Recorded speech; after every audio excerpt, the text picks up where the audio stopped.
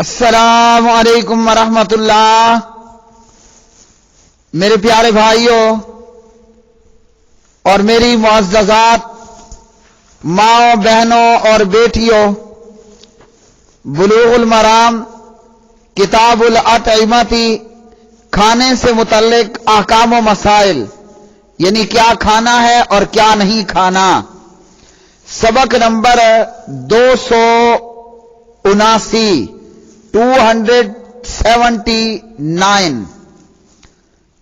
پیارے بھائیوں، اس کتاب سے ہمیں یہ معلوم ہوا کہ شریعت نے ہمیں کھانے پینے میں پابند بنایا ہے۔ جو مرضی آئے کھاتے جاؤ، اس کی ہمیں اجازت نہیں، یہ ہمیں الاؤڈ نہیں ہے، بلکہ اللہ سبحانہ و تعالیٰ کا فرمان، اعوذ باللہ من الشیطان الرجیم، یا ایھا الناس کلوا مما فی الارض حلالا طیبا، اے لوگو حلال اور پاکیزہ چیزیں کھاؤ۔ اور اللہ نے جو حکم امتوں کو دیا وہی حکم اللہ نے رسولوں کو دیا، یا ایھا الرسل کلوا من الطیبات، اے رسولوں کی جماعت پاکیزہ چیزیں کھانی ہیں۔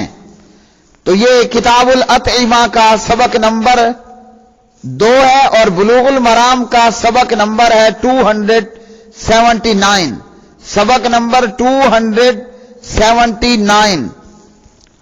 بسم اللہ الرحمن الرحیم۔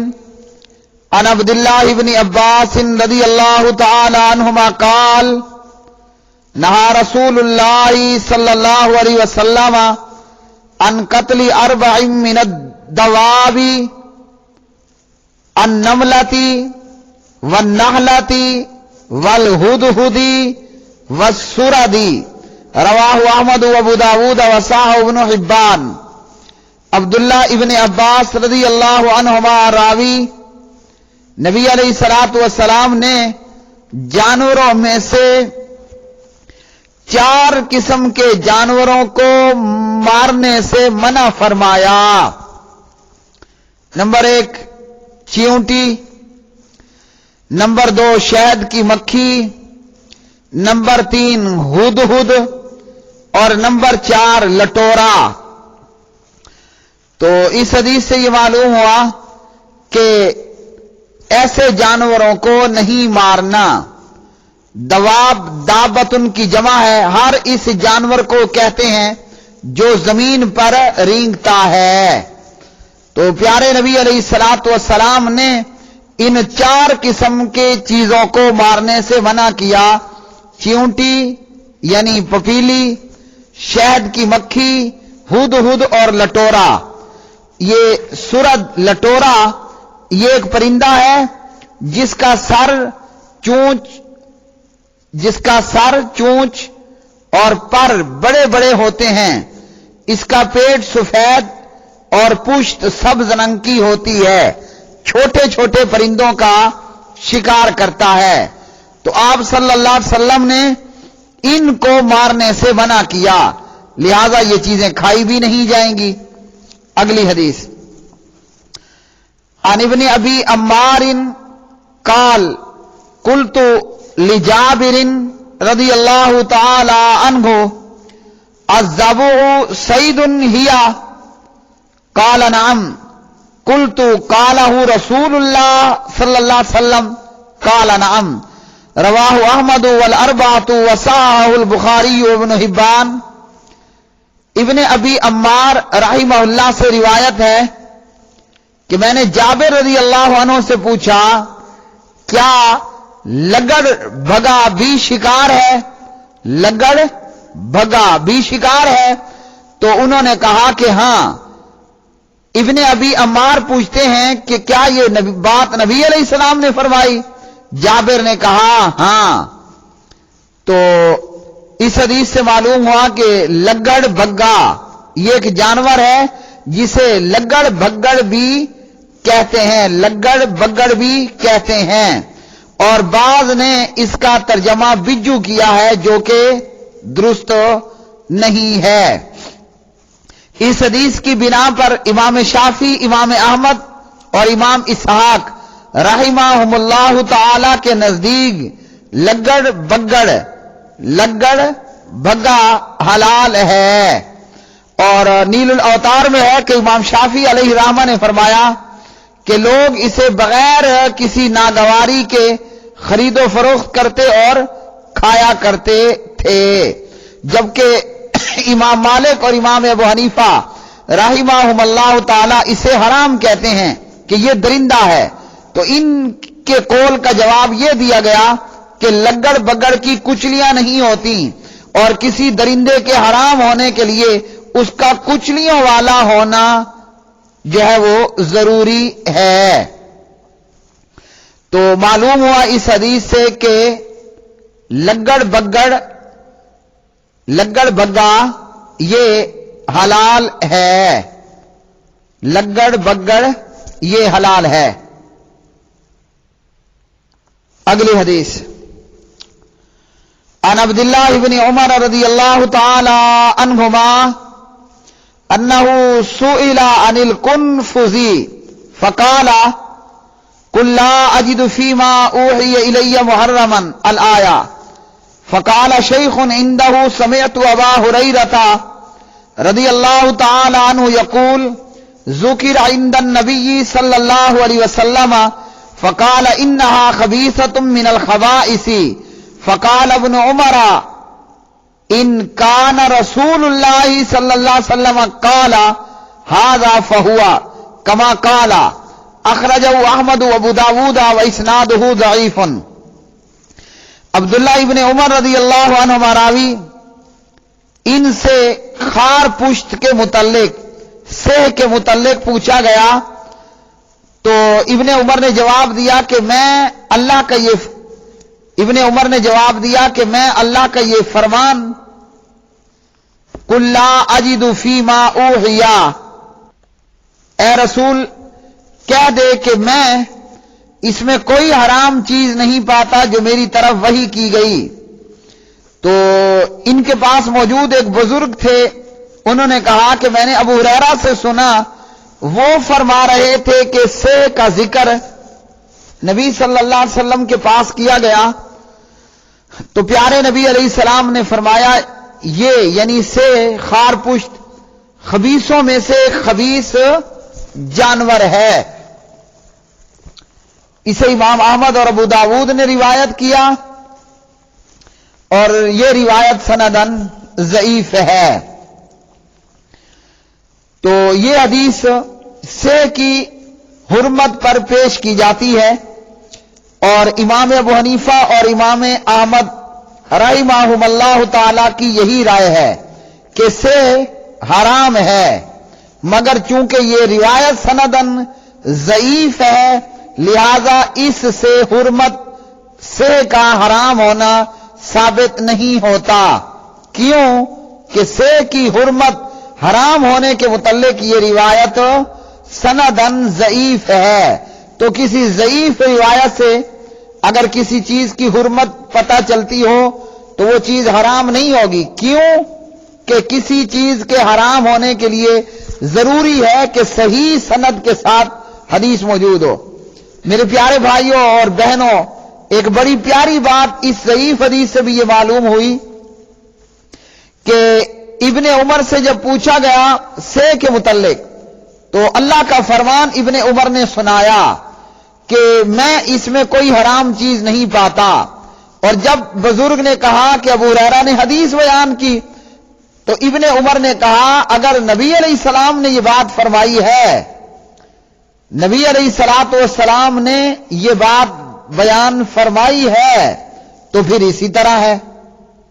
تو معلوم ہوا کہ اگر مفتی نے فتویٰ دیا اور اس کے خلاف صحیح حدیث آ گئی تو حدیث کو فالو کرے، اور یہ حدیث سندن ضعیف ہے سے کے حرام ہونے کے تعلق سے. علامہ ابن باز رحمت اللہ علیہ سے کے متعلق لکھتے ہیں کہ زیادہ صحیح قول یہ ہے کہ سے حلال ہے، کیونکہ حیوانات کے بارے میں اصل حلت ہے اور صرف وہی حرام ہے جسے شریعت نے حرام قرار دیا ہو، اور اس کے متعلق شریعت میں کوئی ایسی دلیل نہیں آئی جس سے یہ معلوم ہو کہ یہ سے حرام ہے۔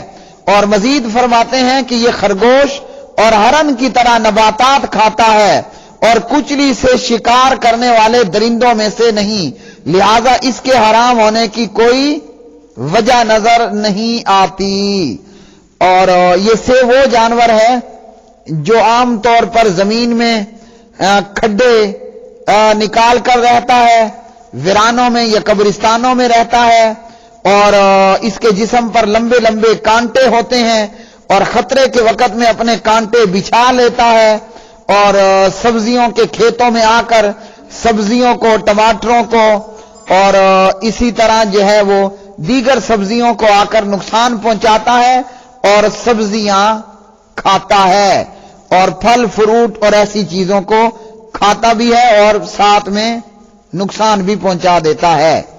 تو سے حلال ہے، اور اس کی حرمت حرام ہونے پر یہ روایت سندن ضعیف ہے۔ اب یہاں بھی یہی بات ہے، اگر آپ کا دل نہیں چاہتا، جیسے کسی کا کریلا اور بینگن کھانے کو دل نہیں چاہتا تو مت کھائیں۔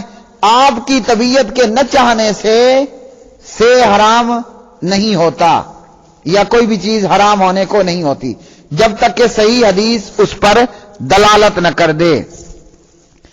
اگلی حدیث، عن عبداللہ ابن عمر رضی اللہ تعالی عنہما قال نہا رسول اللہ صلی اللہ علیہ وسلم عن الجلالۃ والبانھا اخرجہ الاربعۃ الا النسائی وحسنہ الترمذی۔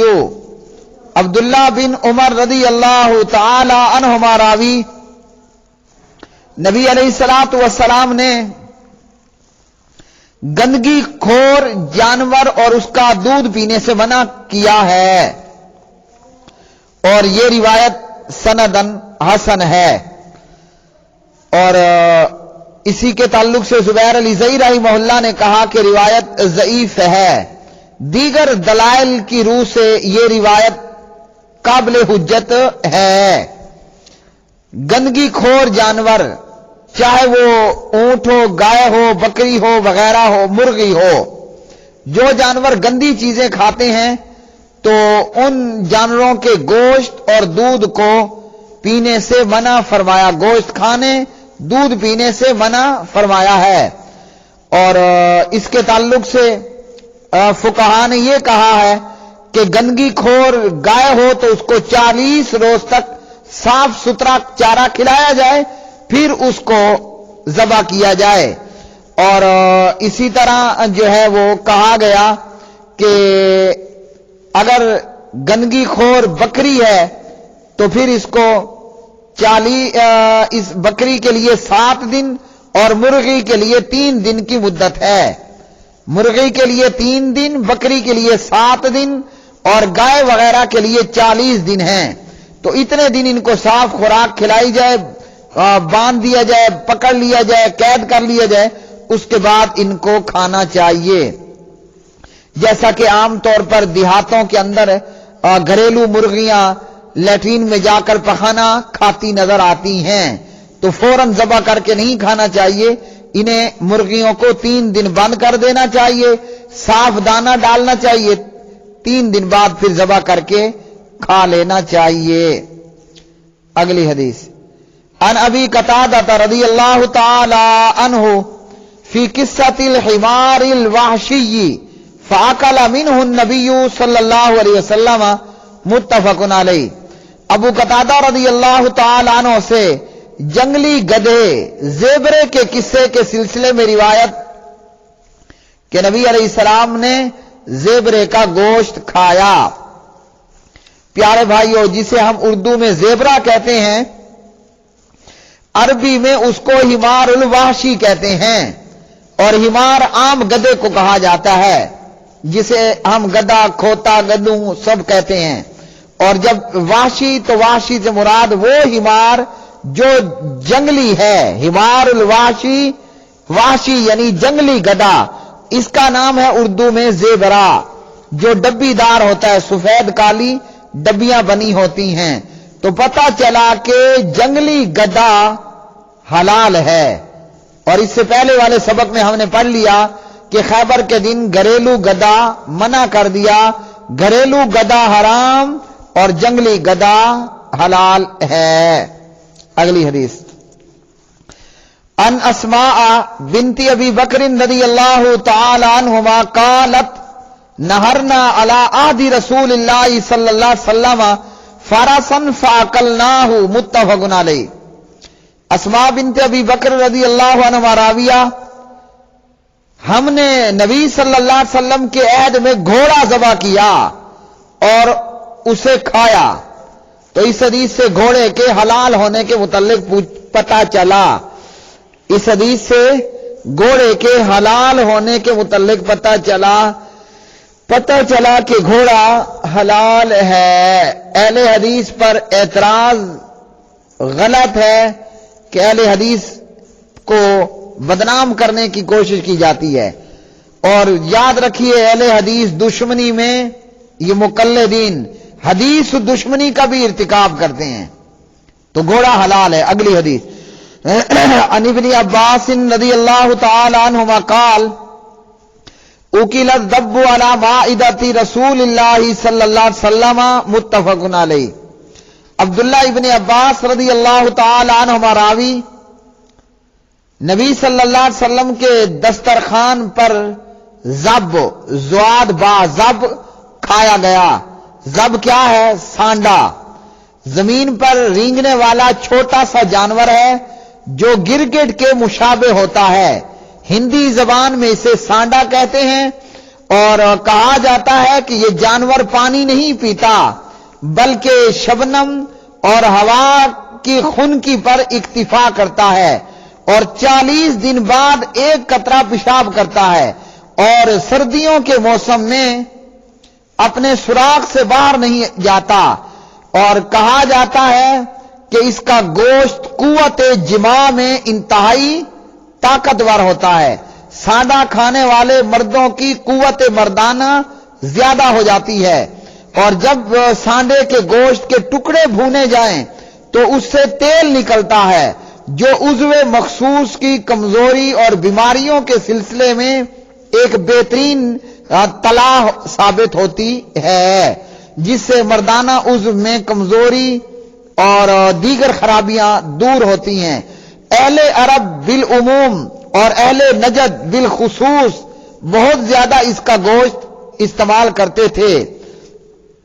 تو بعض لوگوں نے سانڈے یا زب سے مراد گو لی ہے، جبکہ گو نہیں ہے، زب سے مراد سانڈا ہے جو گرگٹ کے آس پاس قد و قامت، شکل و شباہت رکھتا ہے، اور یہ بھی کھلے میدانوں اور ویرانوں میں پایا جاتا ہے۔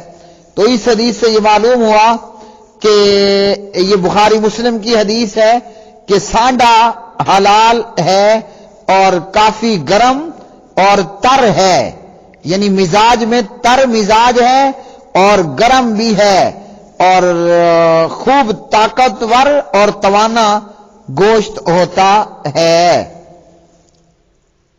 اور اسی طرح صحیح مسلم میں ہے کہ نبی علیہ السلام نے سانڈے کے متعلق فرمایا اسے کھاؤ، یہ حلال ہے، لیکن میرا یہ کھانا نہیں ہے، یعنی مجھے بذات خود طبعاً یہ پسند نہیں ہے، باقی حلال ہے اور اسے کھاؤ۔ مسلم 1944۔